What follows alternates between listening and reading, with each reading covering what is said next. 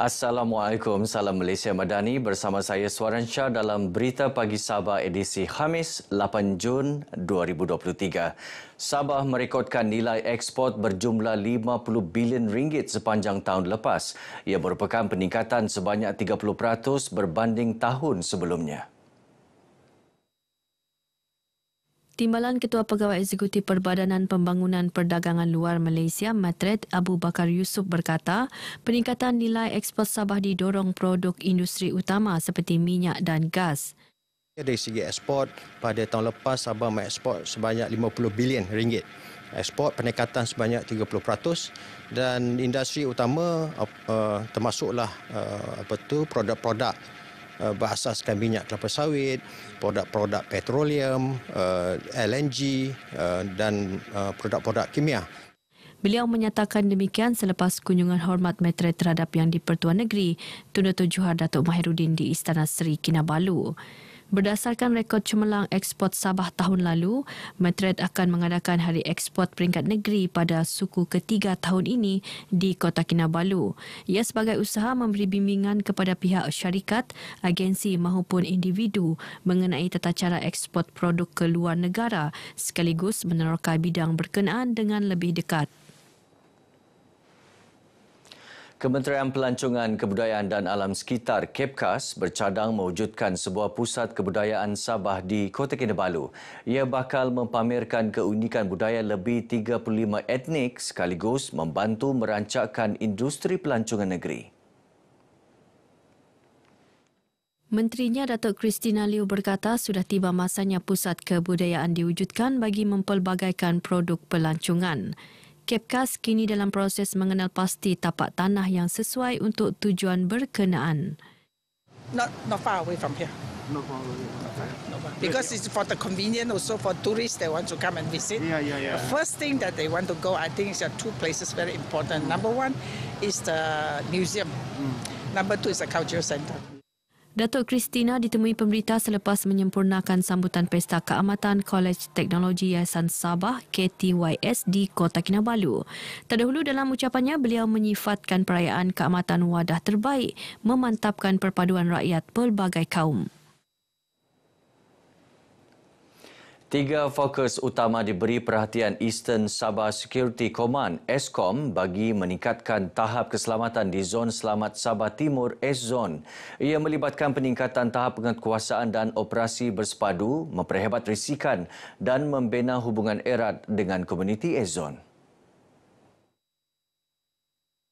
Komander ESCOM DCP Victor Sanjos berkata ketika ini pihaknya sedang meningkatkan penguatkuasaan undang-undang terutama di kawasan perairan S-Zone yang menjadi aktiviti laluan kapal dan perikanan bagi memastikan kawasan itu kekal selamat. ESCOM juga akan berusaha menerapkan penggunaan teknologi terkini bagi penguatkuasaan dan pelaksanaan aktiviti keselamatan dalam kawasan S-Zone. Dan sudah tentu untuk mencapai hasrat ini saya memerlukan kerjasama di semua pihak. Daripada pasukan keselamatan, terutamanya daripada CPO Sabah, daripada bahagian awam di ESCOM, daripada Angkatan Tentera, daripada jabatan-jabatan penguatkuasaan persekutuan dan negeri yang ada di negeri Sabah ini, teman-teman yang berada di E-Zone, untuk sama-sama berganding bahu dengan ESCOM supaya E-Zone ini selamat dan komuniti E-Zone ini hidup dalam kedamaian. Beliau berkata demikian kepada media selepas majlis serah terima tugas Komander ESCOM antara beliau dengan bekas Komander ESCOM DCP Muhammad Ali Tambi di Menara Kinabalu. Majlis disaksikan Ketua Menteri Datuk Seri Panglima Haji Jinor dan turut dihadiri Pengarah Jabatan Keselamatan Dalam Negeri dan Ketenteraman Awam Bukit Aman, Datuk Seri Hazani Ghazali. Keputusan Mahkamah Rayuan Paris untuk mengekalkan keputusan membenarkan Malaysia mencabar sebahagian award dalam isu tuntutan kumpulan Sulu merupakan perkembangan yang amat positif. Pemimpin dan rakyat di negeri ini ternyata gembira serta menyifatkannya satu kejayaan dalam mempertahan kedaulatan negara tercinta. Piece of good news because it affects Sabah. So we welcome this kind of news. Good news. We need them. Yeah. Also, it gives us some kind of peace in mind, that this issue is finally over, hopefully. Tahniah Malaysia, tahniah Sabah. Tuntutan Sulu kepada negeri Sabah langsung tidak ada kelayakan dan dianya tidak patut diteruskan. Kita sangat bangga dengan keputusan sebuah mahkamah di Perlis yang menyebelahi Malaysia. Sabah adalah sebuah negeri yang merdeka di bawah Malaysia dan tidak ada sebab mana-mana pihak untuk menuntutnya lagi.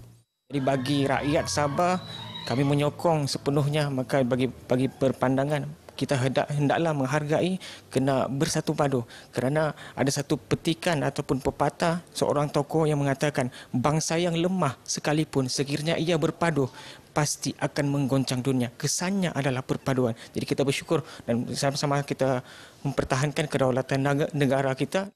Alhamdulillah, sebab bagi saya kalau ikut kepada keputusan yang kita terima yang berdasarkan kepada Mahkamah Rayuan Perancis tu menunjukkan bahawa Sabah ini sebuah negeri yang berdaulat, yang mana ianya patut dipertahankan bukan sahaja di peringkat rakyat, malah kerajaan perlu memberikan komitmen 100%.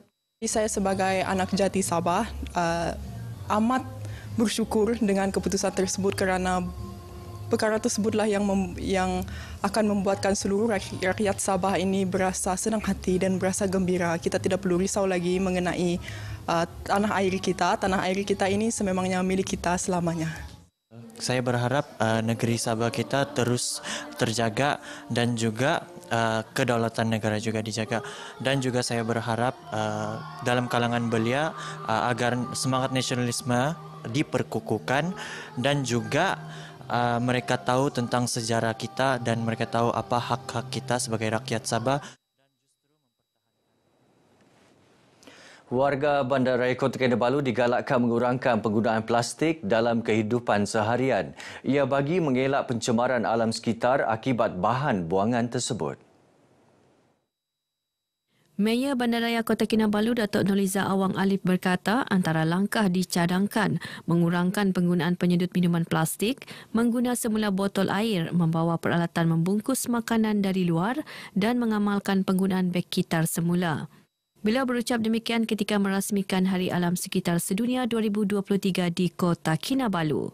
Turut berlangsung pengiktirafan daripada Dewan Bandaraya Kota Kinabalu DBKK dan Jabatan Pendidikan Negeri kepada Hospital Pakar KPJ Sabah sebagai hospital swasta bersih dan hijau pertama di negeri ini. Kita lihat juga tadi ada beberapa inisiatif. Selain itu ada juga majlis penanaman pokok buah-buahan di sebelah kawasan lapang sebelah KPJ juga dengan support KPJ lah. Dan kita juga lihat ada beberapa aktiviti yang membabitkan kanak-kanak sekolah sepertinya pertandingan inovasi dan sebagainya lah. So KPJ adalah merupakan satu institusi yang kita iktiraf pertama untuk tahun ini.